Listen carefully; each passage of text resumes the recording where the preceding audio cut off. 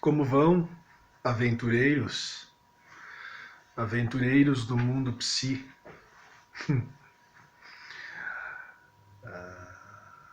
O que a gente vai estudar depois da transferência, da interpretação dos sonhos, das entrevistas preliminares? Vamos estudar o quê? Vamos estudar a cura, o fim de análise. Também vamos dividir essa aula em duas, para a gente poder aproveitar bem as palavras, aproveitar bem o texto. A psicanálise não é muito afeita a essa ideia da cura, porque a ideia da cura vem da medicina, né? A eliminação dos sintomas, a eliminação do sofrimento. Em psicanálise não se trabalha com essa ideia. Até porque o conceito de cura remete a uma ideia imaginária, né? A uma ficção.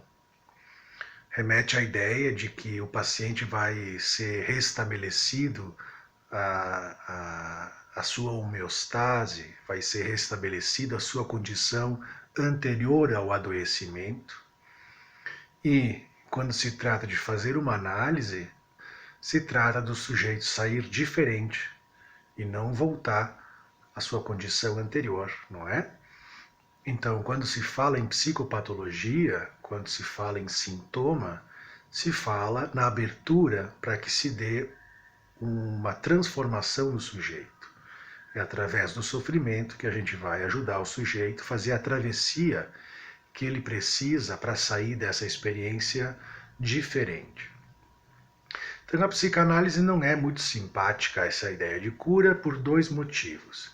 Primeiro, por esse que eu falei para vocês, né? Porque é um conteúdo imaginário. A ideia de cura não corresponde, né, a como a gente entende o sofrimento e a função do sintoma, que não está ali para ser apagado, para ser remediado, mas sim como ferramenta de transformação, é um efeito do sujeito.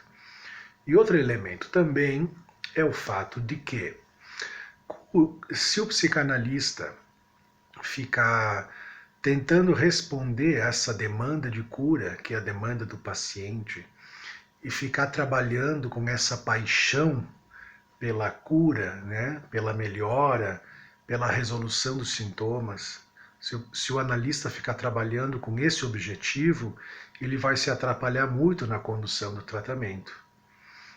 Então, esse furor curande, se a gente trabalha querendo tratar o paciente no sentido de querer fazer ele mais feliz, de querer fazer ele resolver os seus problemas, se a gente quer tratar o paciente para ele, enfim, seguir pela vida sem mais o seu sintoma, a gente vai estar trabalhando também pela via do imaginário e do equívoco.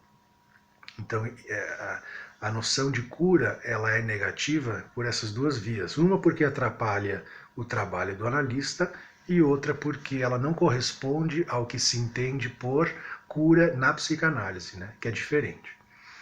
Na verdade, se espera que alguém, no fim da análise, possa se sustentar pela vida como um sujeito desejante. Se espera que um sujeito, no final da sua análise, possa fazer alguma coisa com o seu desejo.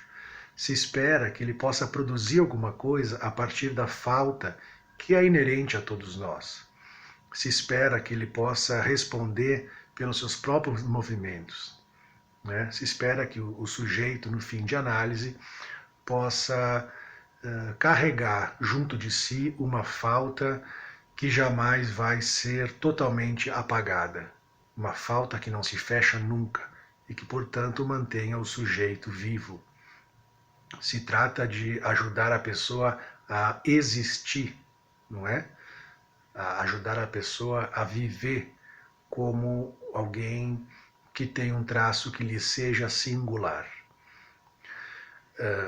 Vocês vão ver aqui no nosso material, a gente fala de uma das propostas de cura que seria a chamada travessia do fantasma ou da fantasia. E mais especificamente, antes de entrar nesse assunto, a gente vai estudar o que é a fantasia. Como a gente vai entender e escutar a fantasia num processo analítico. Então, a fantasia, para a gente aprender rapidinho, é uma cena, que todos nós carregamos no nosso inconsciente. É uma cena muito particular, onde tem o sujeito, onde tem os seus objetos de amor, onde tem o conteúdo traumático, onde tem a vivência da castração. Então todos nós temos no nosso inconsciente, na nossa história, isso que a gente chama de a fantasia. É uma cena bem definida, onde a gente registrou, né, a perda do objeto, onde a gente registrou a inscrição da castração. E como essa perda, como essa castração se deu, então geralmente é uma cena infantil, né? Como ela se deu na nossa novela familiar, como ela se deu na nossa ficção, na nossa história. Né? A fantasia é isso, é uma cena que condensa, é uma cena que resume, é uma frase, é um episódio que resume o momento da nossa vida em que a gente experimentou a queda do objeto, em que a gente experimentou a castração e como isso foi montado, como isso foi vivido nesse cenário que é a nossa novela infantil. Essa é a fantasia. É o momento em que a gente se dá conta que caiu o objeto de plenitude e como isso foi vivido, né? Os personagens que participaram disso. Então, quando a gente está escutando um paciente em análise, essa fantasia, que é essa cena, né, central, que reveste o desejo, que reveste a falta, ela aparece muitas vezes na análise. Ela aparece como? O paciente seguidamente volta. De novo estou lembrando daquela cena lá em que me deixaram em casa aos cuidados de um avô e naquele momento eu me dei conta que eu estava totalmente sozinho, né? Ou, de novo estou voltando a lembrar daquela situação em que me esqueceram na escola, esqueceram de me buscar na escola e eu fiquei lá até de noite esperando, né? De novo estou me lembrando daquela situação onde minha mãe faleceu e eu estava olhando ela no caixão e de repente entendi que nunca mais as coisas seriam as mesmas, né?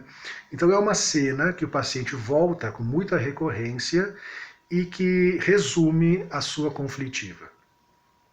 E também resume o como para aquele paciente, o como para aquele sujeito, como ele deve fazer, né? Como os caminhos que ele deve seguir para reencontrar esse objeto perdido, para reencontrar esse pedaço de gozo que está lhe faltando. Então a fantasia, para a gente pensar, é como se fosse um véu, uma história que a gente conta para continuar acreditando que esse encontro com o objeto faltoso, que esse encontro com esse pedaço de gozo que me falta, ou que eu perdi, é possível. Então a fantasia é como se fosse um véu que serve de invólucro para o vazio, para o furo, para a ausência. Fantasma, né? Fantasma. Imaginem um fantasma, né? Aquele lençol, o lençol em cima do nada. Tu tira o lençol do fantasma, não tem nada. Por isso que se diz que a fantasia é o suporte do desejo, porque faz o homem acreditar que existe um mapa do tesouro e que se ele seguir, né, aqueles caminhos, ele vai encontrar o tesouro ou ele vai encontrar o pote de ouro no fim do arco-íris. Isso é a fantasia. Então serve para manter o sujeito desejante, mas também serve para manter o sujeito preso de uma forma muito particular de gozo, de uma forma muito particular de vida. E essa forma endurecida, essa fórmula que o sujeito acaba inconscientemente repetindo e acreditando que vai chegar um dia em que ele vai recuperar esse objeto de gozo, só gera sofrimento e só gera rigidez no seu caminhar pelo mundo, né? Então a fantasia tem esse lado de sustentar o desejo, mas tem o lado de produzir gozo e produzir sintoma. Então, na próxima aula a gente vai falar sobre a travessia da fantasia como cura e também a gente vai falar sobre a identificação ao sintoma como outra maneira de entender a cura em psicanálise. Abraço, bom trabalho.